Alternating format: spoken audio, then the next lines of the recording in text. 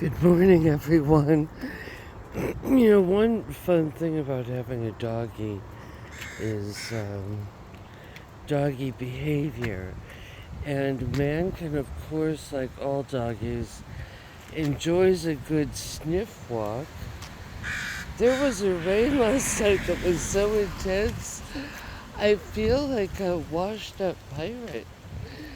This morning, and the winds are still whooping away. But there's at least some sort of sunlight. I mean, it was really dramatic. I felt like I was back in the Caribbean. But he sniffs a lot. There's these funny things that look like tennis balls over here. And, I remember reading one of the few, sociology books I've read that I liked, and the other one I can never remember the name of. And I got it like hardcover.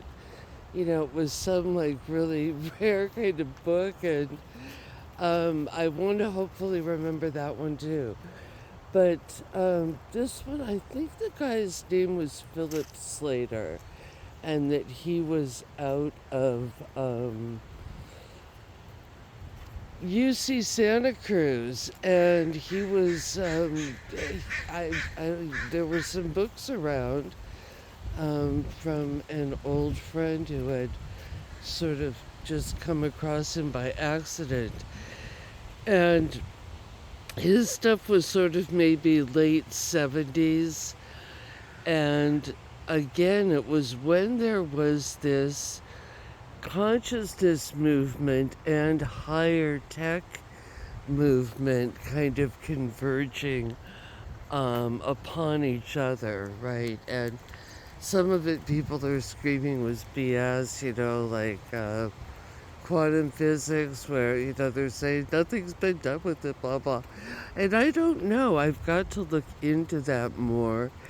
And some of it was really interesting with I don't know, like frequencies and consciousness, and where is consciousness an antenna plugging into frequencies. And this was coming from physicists and sort of bringing in theologians, and this kind of interesting mix. Not new age per se at all, and it might have even been part of the trading of information between, I would say, the Soviet Union and the US, or the West. I'm not sure where China fits in with it, but I'm sure that they had programs as well, or spies looking into programs, who knows. And then I personally feel like that kind of just fell off the radar, but maybe it morphed into something else. I just feel like everything dumbed down. But maybe I dumbed down and just don't know where to look and see. But it does feel like a lot of these things were kind of quashed. And a lot of these physicists have gone missing too. There's a really good channel called, what is it called? Project Can-Am, run by a sheriff who, like an ex-sheriff. Well, anyway, we'll get into this first. But he said the largest group, if you group people, of missing people or something, are by percentage are German physicists or something like that, or physicists. Most of them of Germanic heritage. They might be from the U.S. or Canada, blah blah. But Philip Slater, he was really interesting in writing about pheromones and how so much identification is done through pheromones, and almost more than by, we do things by, of course, by sight, by speech, by all these things. But he really felt that there's something pheromonal that would draw certain groups toward each other and really work on identification in a lot of ways. And I feel that here sometimes, like, you see these kind of what we would call hive mind groups. And, I think that one of the,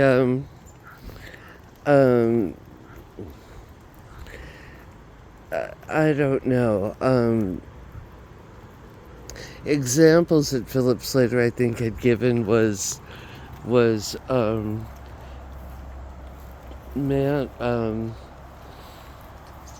Nixon, and how he could go in a room, and that, like, the mob would just suddenly be attracted to him or something. And it had to do, I think, with street smarts, or they could sense something in him, maybe that he was hungry, I don't know. But that there could be rooms of people where there are strangers, and there's going to be groups that sniff each other out, or who get sniffed out. It has maybe not even anything to do with one's dress or behavior per se. And I never really saw that picked up on again in any fashion, really. Maybe in perfume ads, who knows. But there, I wondered if there was something to that with what's going on now, if it's almost a biological war, bioleninism and all that, who knows. But we are here now. The other sociology book that had been interesting, the one that I cannot remember the name of, it was never really prevalent on it. It was a hardcover where the jacket had been gone for years.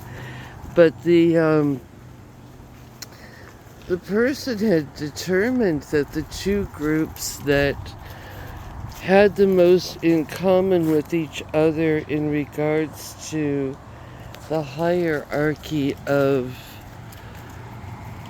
social class were either the complete homeless, or what is called, I guess, like the hidden elite.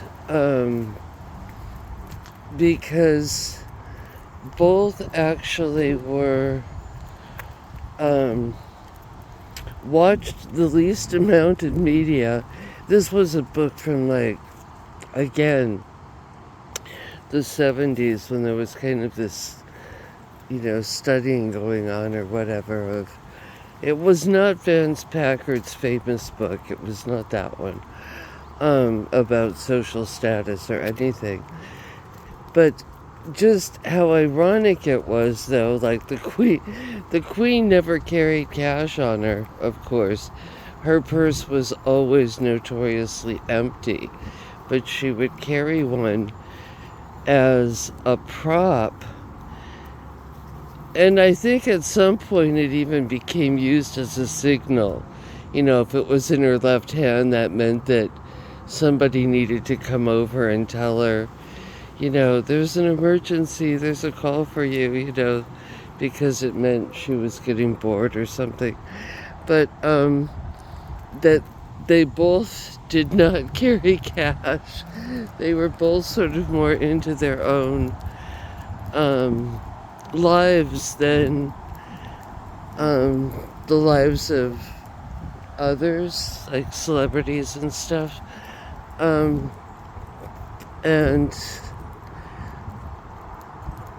both just kind of preferred anonymity. It was just funny, like, kind of going down the line with, like, even with clothes, like, usually the super elite were pretty eccentric, and at that point they're not going to be going down to the Bon Marché or whatever. I don't know. They don't really care at that point. So there was something just very interesting about that book as well. It really showed this bizarre similarity, and you can maybe see it in certain places where people are going to talk real slow, or V.S. Naipaul did a book called A Turn in the South, which was kind of a weird one. Usually he's in exotic places, but if your family's from India, then I assume the South, the Deep South, yes, it is exotic. The Deep South, New Orleans and all that. And he started off in Atlanta and with Martin Luther King and the whole kind of going through the history of the civil rights movement. But at some point he really wound up on the back roads of, Louisiana or Alabama or something. And he said that ultimately these backwoods people were sort of the ultimate in royalty. You might have it up in Upper Peninsula, Michigan or Maine. I would assume there's a northern and perhaps Midwestern component of people who have the luxury of getting up in the morning. It's mainly talking about the guys, but where you can get up in the morning and piss off your porch, and your dog is there with you, and the sun is rising, and you don't have to worry about nothing. You kind of get that feeling in that really great book and film, sometimes a great notion by Ken Kesey, about this family of this grumpy old guy out in Oregon. But there is this, one's own castle, what one can be free to do. You can just throw your arms up in the air and, you don't have an HOA breathing down your neck and measuring the length of your grass, right?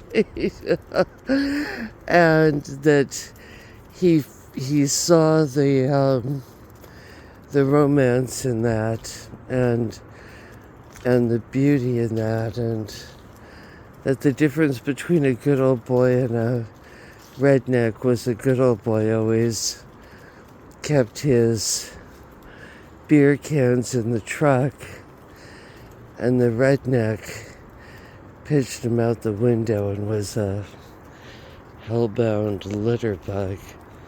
That to me is unforgivable.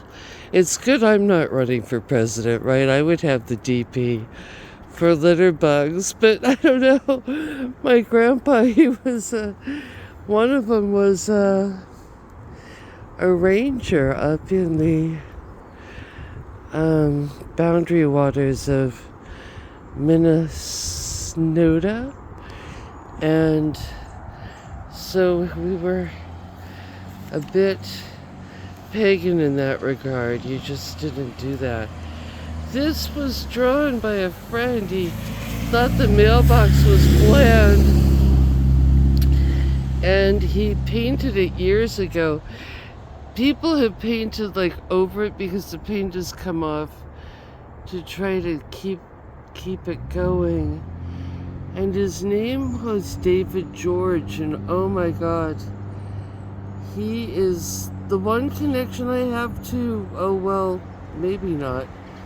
Anyway, he was dismembered. It's really, truly horrible.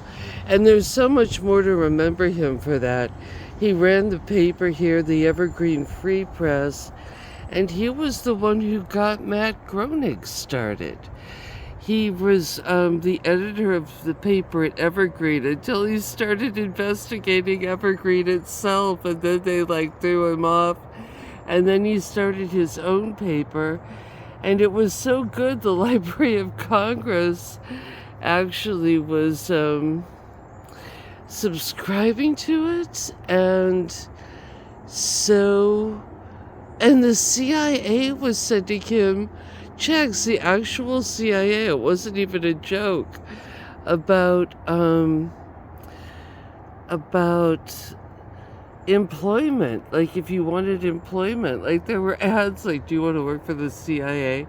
And they would send him checks for like $75 for in his classified section.